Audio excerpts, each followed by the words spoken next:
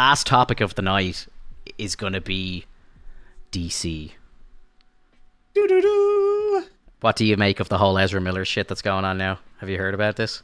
Man, fuck this kid. No, I haven't heard anything.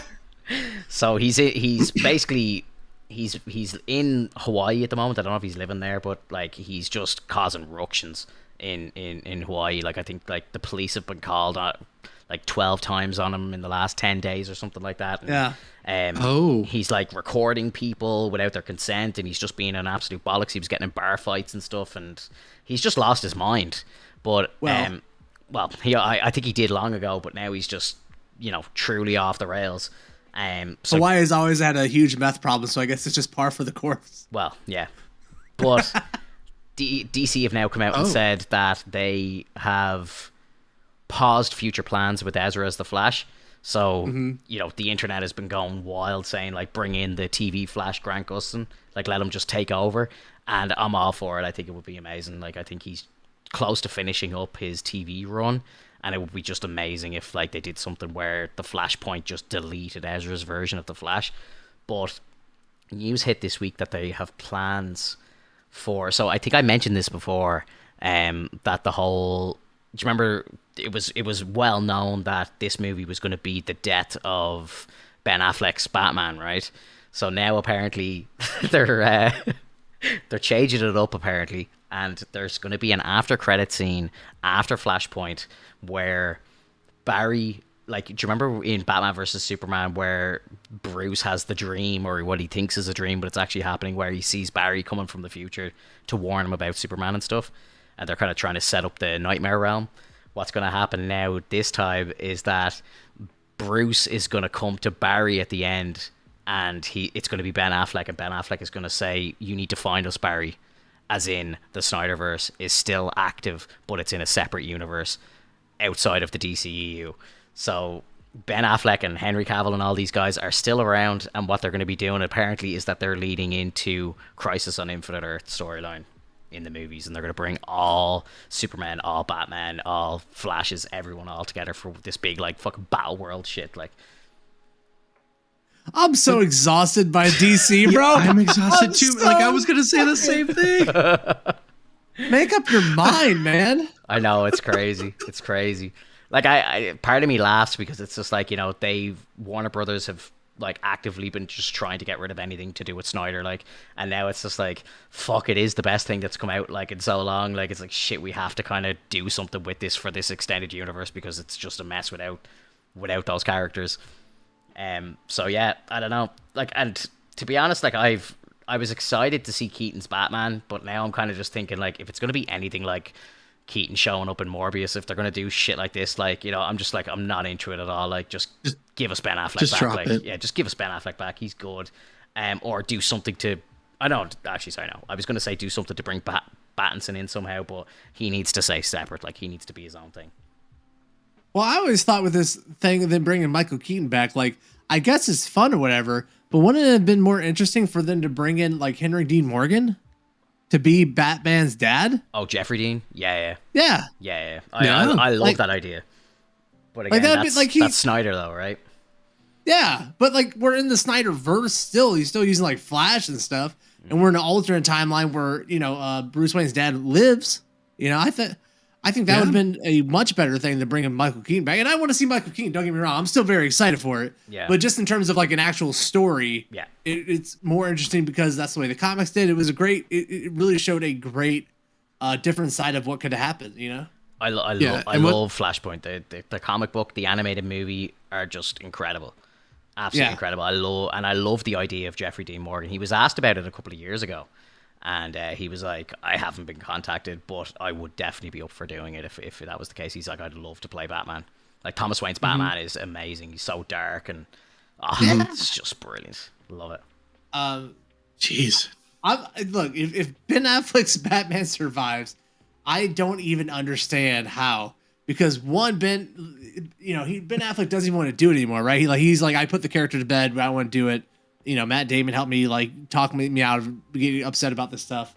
Yeah. And then two, what's going on with J.J. Abrams and the DCEU then? Because I thought they were bringing J.J. in And he was like, he's the one putting all the Zack Snyder stuff to bed. Like, hey, if you're gonna bring me in, I want my own universe that's unobstructed by all the Zack Snyder stuff. Yeah, fuck JJ, bro. Keep him out of it. Keep him out of this.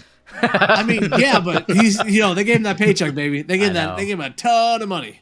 Well, Ben did just get engaged to Jennifer Lopez, right? So I'm like thinking, what? What year is this? Yeah, I know. It's like maybe he's just like, maybe he's like, hey, bro, life is good. Maybe I will go back and be Batman again. It really is a flashpoint, isn't it? Yeah. Oh my god, man. Yeah, dude. I didn't know about this. Yeah, I think it just happened like this weekend, which is crazy. But maybe he's just at a really good place right now, and he's like, fuck it, I'll give Batman another go. Because aren't Discovery coming in to take over like Warner Brothers and stuff? And I wouldn't be surprised if like there's some big changes, and maybe like the DCEU gets like the kind of attention and time and effort and Zack back and all this stuff that they actually deserve. Yeah, like the one thing about Discovery, it might not be a great channel anymore, but they definitely gave the viewers exactly what they wanted. Swamp people all day long. So. Yeah. They know that the people swamp people in Gold Rush, baby. They know that people want the Zack Snyderverse, right? And so if they're coming in, they give fans what they want, and so if that has anything to do with it, sure, probably. Yeah. Ugh. I'm just exhausted listening. Yeah, I can't. Does Zack Snyder want anything to do with it anymore, or is he like, just leave me alone? I think he's done, to be honest. I know he did have plans to make Justice League 2 and 3, and I know in Justice League 3 was when he actually wanted Ben's character to die. He wanted Batman to die in Justice League 3. Like he had a whole plot like laid out and everything, but I just think that after everything that happened, I think he's just like, look, I'll finish off my trilogy and I'm done, Yeah. Yeah. I I know we talk shit. Well, you guys talk shit about it, but like, it's a pretty good trilogy when you think about it. It really is. Like, if you've seen like the ultimate cut of Batman vs Superman, it's actually so much better than the theatrical cut. Like, and it's a solid trilogy, bros. Solid. I feel like even if I had watched it, I wouldn't be okay with it. You can't say it's a solid trilogy because it's the extended cut. Okay, you know what a solid ass trilogy is? The Lord of the fucking Rings. It's the best trilogy ever made. It's solid from front to back. The stuff I saw in the theaters was amazing. Okay, and then they give you the extended cut and it makes it even better. So don't do this to me, because I take movies as they give it to me in the theater, right? And like I don't care what Zack Snyder wanted to do. I don't care what his intentions are. The movie that I watch, it was like, oh, Martha. Like, oh yeah, good idea, Zach. Wait, you're doing great. Your mom's name is Martha too? What? Imagine that. Did we just become best friends? They do become best friends. Oh my god. No, like Finto, you gotta admit though, man, you can't put shit out and then try to extend that shit. It's still gonna be a roll of shit. No, I don't agree. Because I don't think Batman vs Superman was a shit movie. I think it's actually a really good movie. I couldn't, man. Like even with the Snyderverse cut of like the Justice League, they already did it the first time. It's like, as much as it does better the second time, the first one still paints a pretty like bad image of it. Did you watch the Snyder cut? No, but I know. Don't talk to me until you see it. Oh, I will watch it then. I'll talk to Pinto, because I saw them both. And Josh Whedon did fuck up a lot, right? But he also made a lot of improvements. Honestly, made the movie run a little bit more consistently. And Zack Snyder is just he's high in his own supply, baby. He's high, like too many slow-mos, too many Amazon screaming. The only bits, I'll agree with the Amazon stuff. The only bits that I did like from Joss was a couple of like comedic moments that I thought would have stayed in the movie. But I fully understand why Zack would not even use one frame of Joss's stuff. I fully understand that, and I respect it. But like, no, I like the Snyder cut's so much better. Like, it is better. I would not argue that. But I would argue that Josh Whedon did make some improvements here and there, because the biggest problem with every Zack Snyder movie is that Zack Snyder cares more about the scene than he cares about the final cut.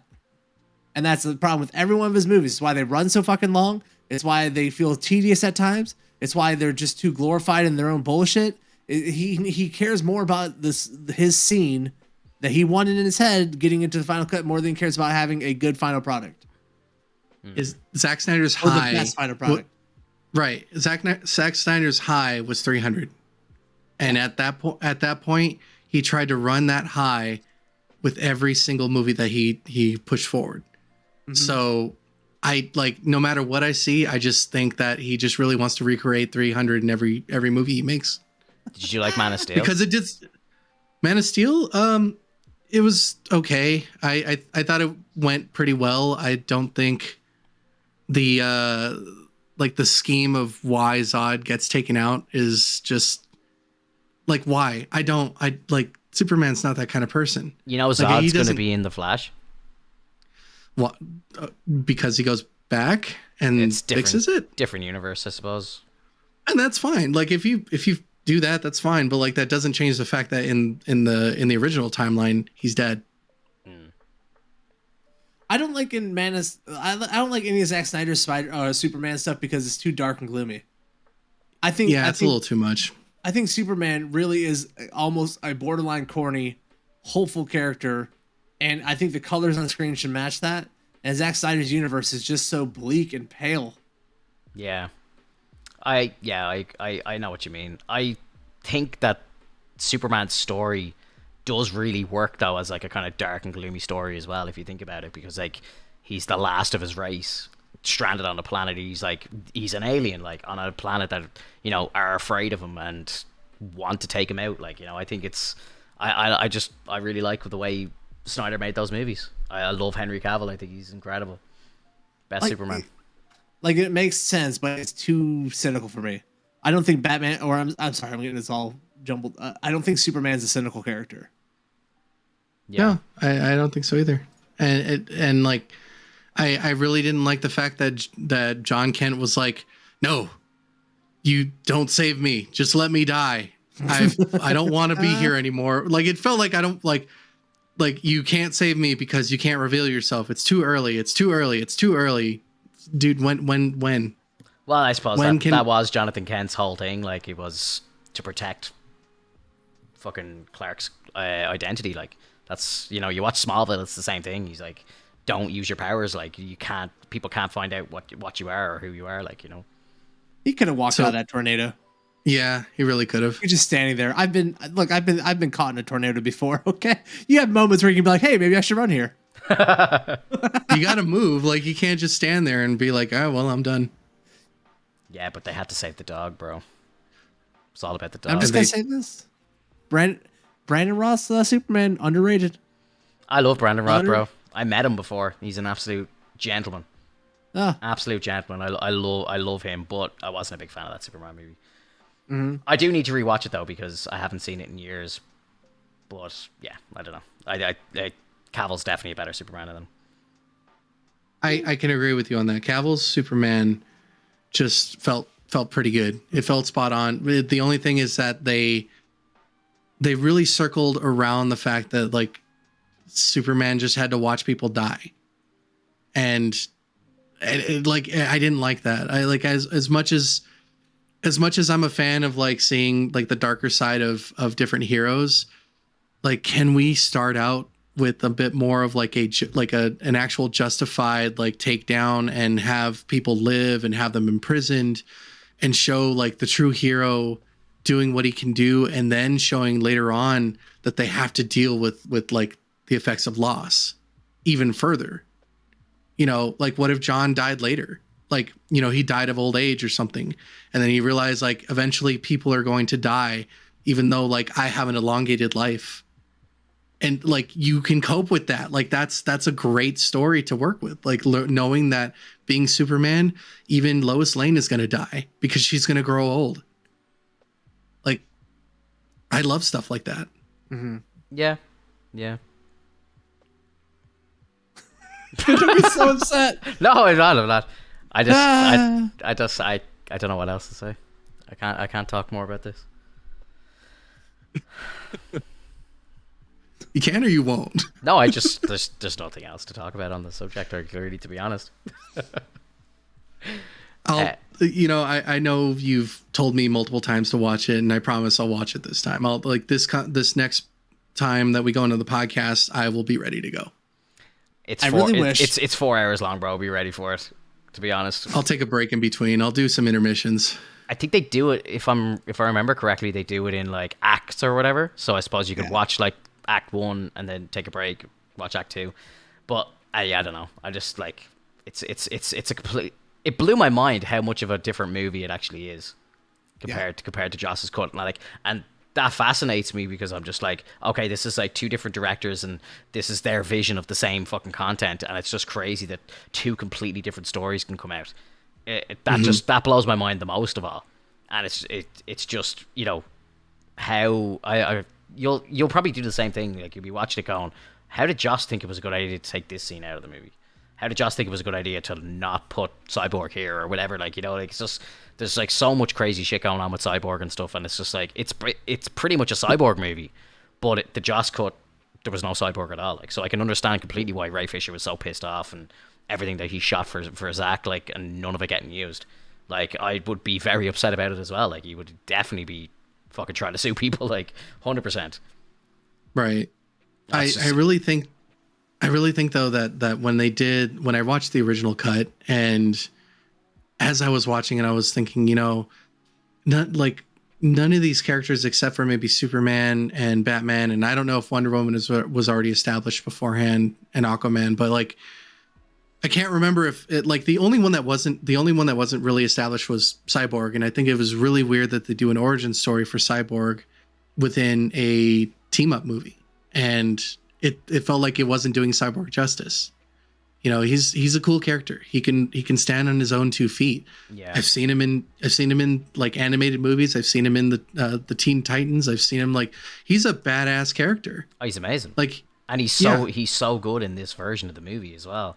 And I think the reason why they didn't do an origin story on him is because he's created by the Mother Boxes, which is the main focus of this film. So, you know, it kind of makes sense to put him in there for the first time. But if you remember as well, like, we hadn't had an Aquaman movie at that time. Like, it was Aquaman's kind of first time on the screen. Now, I know there was like a glimpse of him in Batman versus Superman, but like, this was his first time on screen.